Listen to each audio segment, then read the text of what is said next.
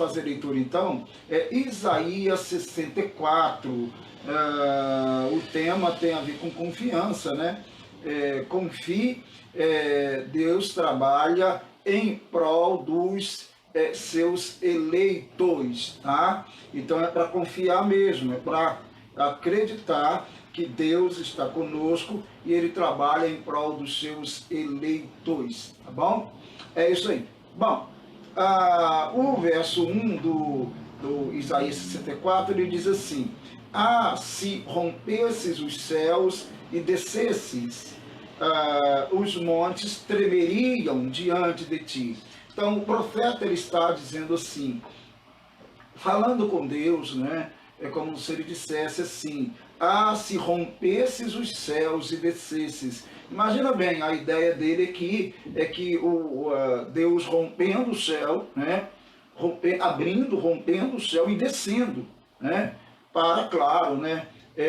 Fazer juízo aos povos, às nações. Bom, a ideia aqui de Isaías parece ser essa, porque então isso explicaria o restante do texto e o próximo verso, que é o 2, né? Porque Deus então traria juízo sobre a terra devido à maldade da terra, né? Devido ao pecado da terra. Basicamente isso. Bom, o verso 2 diz assim, eu estou em Isaías 64, tá? Como quando o fogo acende os gravetos e faz a água ferver, né? Então, Deus então abrindo, né? Rompendo os céus e descendo, fazendo juízo. Então, seria como quando se acende o fogo de um graveto, né? E faz a água ferver, né? Então as coisas iriam literalmente se esquentar, né? Se esquentar. Então ele diz, né, no verso ainda 2, desce para que os teus inimigos ou adversários, né, porque lá no texto tem outras traduções que diz adversário, conheçam o teu nome e as nações tremam diante de ti.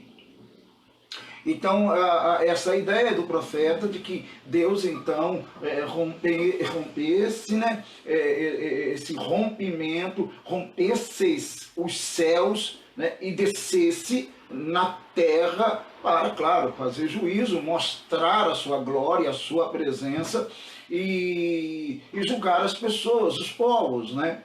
E ele continua dizendo no verso 3, pois quando fizeste coisas tremendas, coisas que não esperávamos, desceste e os montes tremeram diante de ti. Aí o profeta possivelmente está lembrando daquilo que Deus fizera ao longo da história de Israel. Como que Deus protegeu Israel, como que Deus interviu na história de Israel, inclusive não tem como lembrar do livramento que Deus dera a Israel no Egito, né? E depois deu o livramento no deserto, e depois Israel entrou na terra prometida, e Deus continuou abençoando, e Deus continuou usando poderosamente, né, o seu poder para que as nações em torno de Israel tremessem diante de ti. A questão agora e a pergunta que fica é se Israel estava realmente sendo fiel a Deus, se Israel estava realmente adorando o Senhor. Essa é a pergunta que fica. Mas que Deus, ao longo da história, ele realmente, como ele diz aqui, rompeu os céus e desceu para resolver alguns problemas, fazer algumas intervenções em prol dos seus eleitos, do seu povo, ele fez, tá? Isso fica claro historicamente, biblicamente, nas páginas das Escrituras Sagradas. Bom, eu acho que dá para entender o que ele está tentando dizer aqui, né? Bom, então, continuando o texto aqui, o verso 4 diz: desde em tempos antigos ninguém ouviu, nenhum ouvido percebeu, aliás, o verso é o 4 mesmo, né? Desde os tempos antigos, ninguém ouviu, nenhum ouvido percebeu, e olho nenhum viu outro Deus além de ti, que trabalha para aqueles que nele esperam. Então a ideia de Isaías é um Deus que rompe os céus e que desce e que se coloca à disposição do seu povo, dos seus eleitos, para trabalhar em prol dos seus eleitos, ajudar os seus eleitos nessa jornada, nessa trajetória aqui, como ele fez com Israel. Bom, isso também quer dizer que Deus faz isso conosco. Deus, se estamos aqui, se você está aí, se o mundo existe e se a igreja de Cristo existe, é porque Deus, ao longo da história, interviu em prol dos seus eleitos, em prol dos seus escolhidos, em prol da igreja. Tá? Isso é inquestionável, né? Aqueles que conhecem a Deus sabem que Ele faz isso mesmo. Então o profeta Isaías, ele está dizendo, está chamando a atenção para algo que passou, algo que também existe, é presente, e o futuro. É um Deus que intervém na história, né? Em prol dos seus escolhidos. Então, desde os tempos antigos, é algo que é sequente, né? Desde, né, os tempos antigos, ninguém ouviu. Nenhum ouvido percebeu, e olho nenhum viu outro Deus. Quer dizer, os ouvidos, os nossos sentidos, né? Os ouvidos, os nossos olhos, né? Nossa visão, outro Deus, né? Além de ti, que trabalha para aqueles que nele esperam, né? É um Deus que trabalhou, que trabalha e que trabalhará por aqueles que nele esperam, pelos seus escolhidos, pelos seus eleitos. Então eu sei que todos nós temos os nossos momentos de preocupações, e isto até é normal, porque nós realmente temos dificuldades na vida. Você tem, eu tenho, nós temos, e é claro, né, lógico, passamos por situações as mais difíceis. Estamos passando um momento aí de crise, de pandemia e tal, mas eu preciso acreditar que Deus realmente ele trabalha em prol dos seus eleitos, em prol da igreja, né? Em prol de você, em prol de mim, tá bom? É isso daí. Bom, o verso 5 diz assim, vens ajudar aqueles que praticam a justiça com uma alegria, que se lembram de ti e dos teus caminhos, mas prosseguindo nós em nossos pecados, tu tiraste, como então seremos salvos. Então, embora a intenção de Deus sempre foi ajudar o seu povo, mas como ele diz, né, Deus se movimenta para ajudar os seus, né, os seus escolhidos, os seus eleitos, mas ele diz, o profeta, né, nós nos afastamos de ti, né, nós te esquecemos, nós pecamos. Então Deus ficou irado, né, porque nós pecamos, né, o profeta Isaías diz isso daí, tá? Então ele vai nessa linha de pensamento, e aí a gente tem aqui o verso agora 6, quando ele diz, aí ele está falando, é uma confissão, e é bom quando a gente confessa os nossos pecados ao Senhor, quando declaramos a Deus o que temos feito, quando somos sinceros, né, porque não adianta nada esconder nada de Deus mesmo. Então Isaías faz isso, ele abre tudo, né, ele escancara, tira o lenço, tira o véu e abre realmente diante do Senhor os pecados que o povo de Israel tinha cometido, né? E nós também devemos fazer isso, né? Confessar os nossos pecados, jogar limpo com Deus, abrir o nosso coração e dizer realmente o que temos feito, né? O que fizemos, o que temos feito, etc., para que Ele então se manifeste e nos abençoe com a sua graça, né?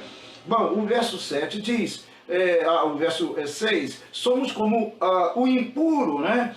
Todos nós, todos os nossos atos de justiça são como trapo, trapo imundo, né? ou de imundícia, tem alguns textos que dizem, né? Murcharam como folhas e como vento as nossas iniquidades nos levam para longe de quem? Para longe de Deus, para longe da palavra dele. Então, ambas, ele está confessando aqui, Isaías está confessando algo que o povo de Israel estava fazendo, se distanciando de Deus. Então ele diz, somos como impuro, né? Todos os nossos atos de justiça, quer dizer, supostamente atos de justiça, que nós pensamos que somos bons, pensamos que fazemos as coisas boas, ele está dizendo, olha, tudo isso aí, na verdade, é como um trapo imundo, né? A expressão do hebraico aí, do texto do hebraico, parece que vai dizer algo em torno de, por que pareça, pano sujo de sangue, algo assim, né? O que demonstra impureza e tal, imundície e tal. Certo? Basicamente isso, ele está dizendo, nós somos assim. Então o profeta Isaías se coloca nessa condição, nós somos assim.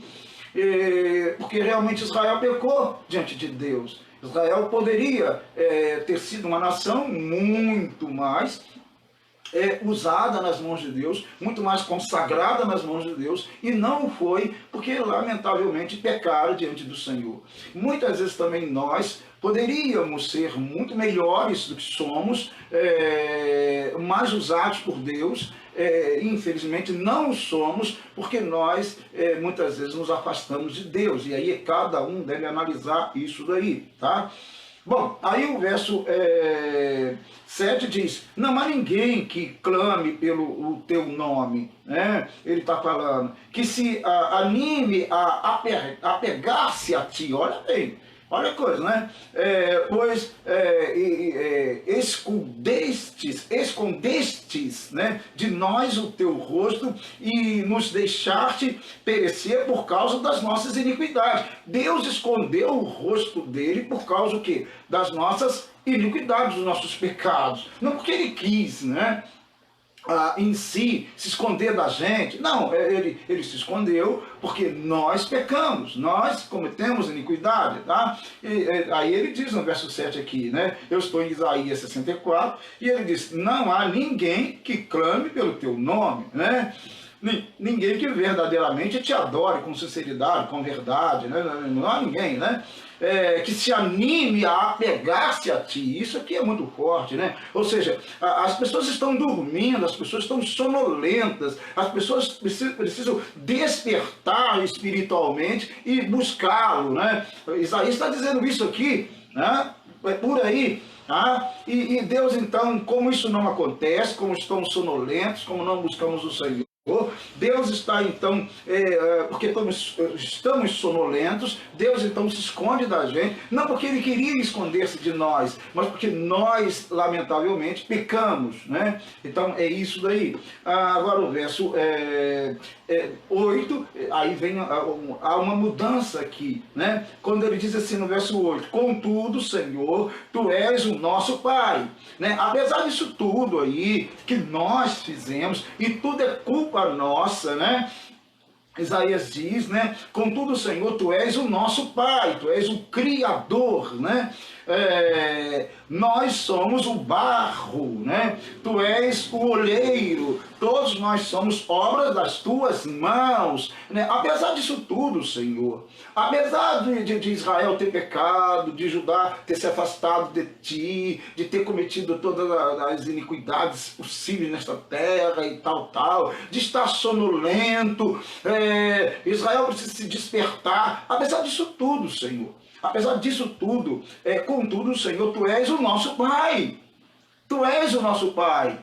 Nós reconhecemos que Tu és o nosso Pai, o nosso Criador, né? Nós somos o barro, né? Nós somos o barro. Nós queremos, às vezes, dar uma de oleiro, mas nós somos o barro. Talvez ele tenha em mente isso. Nós queremos dar uma de oleiro, mas nós não somos o oleiro nessa obra. Tu és o oleiro e nós somos o barro, então Tu que vai moldar-nos e não nós de nós mesmos. Então ele está dizendo, tu és o oleiro e nós o barro, então molda-nos, Senhor. Então é isso que a gente tem que se colocar diante de Deus para sermos moldados por Deus. Muitas vezes nos encontramos querendo moldar Deus, né? Dar forma a Deus, quando é Ele que dá forma a gente. É uma loucura, né? O ser humano é algo absurdo, tem hora, né? Nós somos, né?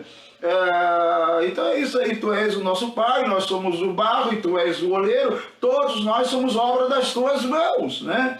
E aí, para terminar, não te ires demais.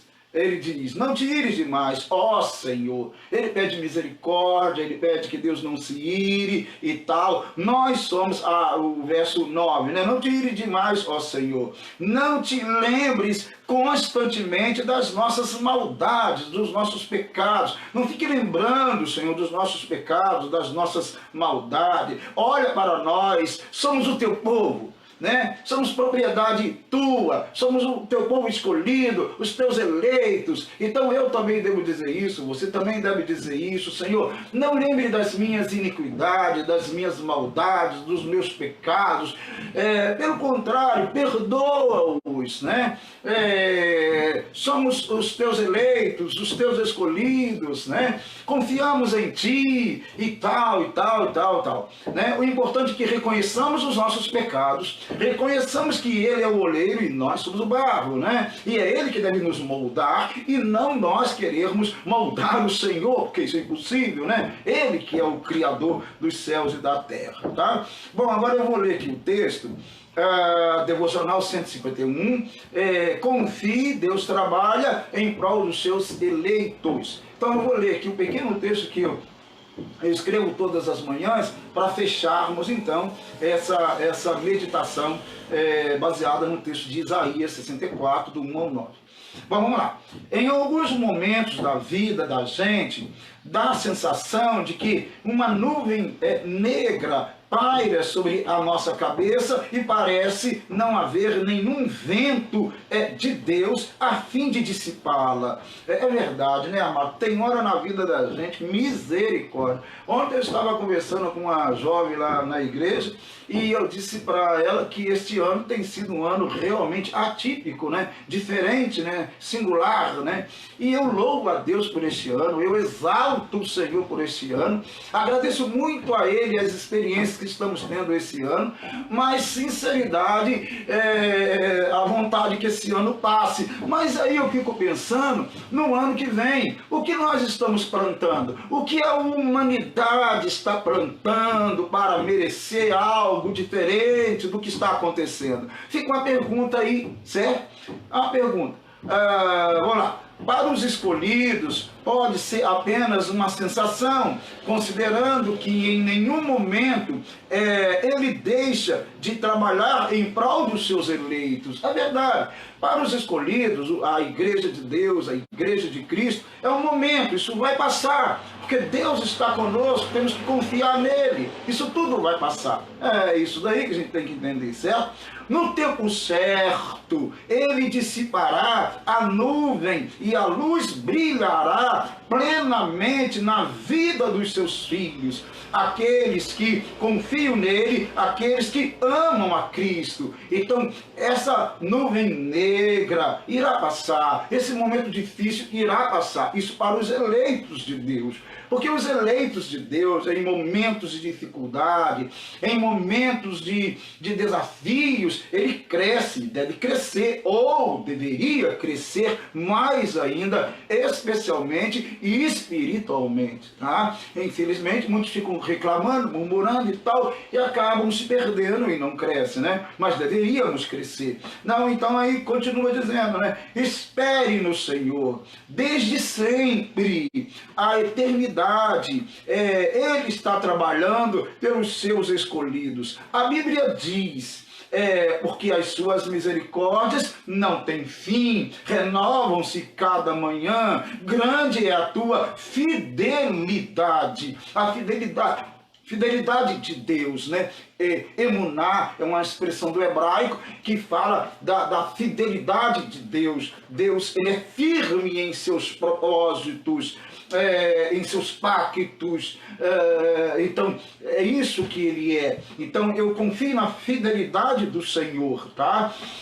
E devemos confiar na fidelidade dele. E é claro que as coisas, cada manhã se renova, né? As misericórdias do Senhor se renovam cada manhã. Então, hoje eu acordei, eu agradeci a Deus para o novo dia. Você acordou e agradece a Deus, eu acredito, pelo novo dia. E aí, as coisas se renovam e espiritualmente Deus vai falar novamente conosco, um novo dia, um novo sol, e aí a vida vai, né, caminhando, né? Bom, para fechar então, não merecemos nada de bom, nada mesmo, né? No entanto, o Deus amoroso tem nos abençoado e nos dado a oportunidade de viver nesta terra e exaltar o nome dele entre os homens. Bem diz o Salmo 37, verso 5, entrega o teu caminho ao Senhor, confia nele e o mais ele fará. Então confie no Senhor, confiemos no Senhor, pois Deus trabalha em prol dos seus eleitos, dos seus escolhidos, da igreja dele, em nome de Jesus. Deus abençoe sua vida. Se essa palavra abençoou o seu coração, abençoou a sua vida, você pode, claro, e deve, né, divulgar, você deve compartilhar, você deve marcar pessoas, e deve fazer isso, porque se a palavra de Deus abençoa a sua vida. Talvez existam muitas pessoas precisando aí de ouvir algo assim, né? Isso sempre, né? Existem pessoas precisando de ouvir que Deus trabalha por elas, né? Por nós, né? Pelos seus eleitos, pelos seus filhos e tal. Bom, tá aí, Deus abençoe a irmã Regina, a irmã Madalena Menezes, Maria Helena, né? Rodrigues, né? É isso mesmo, Maria Rodrigues, né? Irmã Rosângela, já falei, né? Irmã Luzimar Badaró, sempre conosco aí, Deus abençoe, bom dia para todo mundo. Júnior Rangel, né? Deus abençoe todo mundo aí que acompanhou-nos, tá? Deus abençoe sua vida, seu coração. Vamos fazer uma oração neste momento e nos colocar diante de Deus. Como eu falei no início, eu estou aqui com um cenário diferentezinho aqui, porque está tendo uma construção ali perto da minha sala, então eu estou por enquanto aqui, de vez em quando eu vou fazer aqui nesse cenário, tá bom? Deus abençoe, tá? Vamos falar com Deus neste momento. Deus, muito obrigado por tudo, obrigado pela oportunidade que temos de estarmos em tua presença, obrigado porque tu tens trabalhado por nós, em prol dos teus eleitos, dos teus escolhidos. E se eu estou aqui, Senhor, é a tua graça, é a tua bênção, senão eu não estaria aqui. Aqueles que estão agora acompanhando e aqueles que acompanharão depois, certamente também eles não estariam, ó Deus, vivos, se não realmente não fosse a tua graça, o teu amor, a tua misericórdia. E com certeza, às vezes nós estamos tão preocupados e ansiosos com as coisas e nós não percebemos que tu está trabalhando em prol da gente, em prol da igreja, em prol dos seus escolhidos. Em nome de Jesus, abençoe a vida de cada irmão, de cada irmã. Tome em tuas mãos, abençoando-os em nome de Jesus, visitando-os poderosamente em nome de Jesus. Deus, muito obrigado por tudo. Tu és maravilhoso, tu és bondoso. Exaltamos o teu nome nesta manhã de segunda-feira, dia 28/9/2020, com alegria no nosso coração, sabendo que as tuas misericórdias se renovam cada manhã, Senhor. Então, louvado seja o teu nome, nós confiamos em ti, porque nós sabemos que tu trabalha em prol dos teus eleitos. Em nome de Jesus, obrigado, Senhor. Abençoe cada vida, cada família nesse momento. Abençoe o nosso querido e grande Brasil. Abençoe as autoridades constituídas desta nação. Em nome de Cristo. Em nome de Cristo. Amém e amém. Meu amado, minha amada, Deus abençoe sua vida em nome de Jesus. Um bom dia para todo mundo, tá? Uma boa semana aí para todo mundo, em nome de Jesus. Grande abraço em Cristo Jesus. Bom dia. Deus abençoe.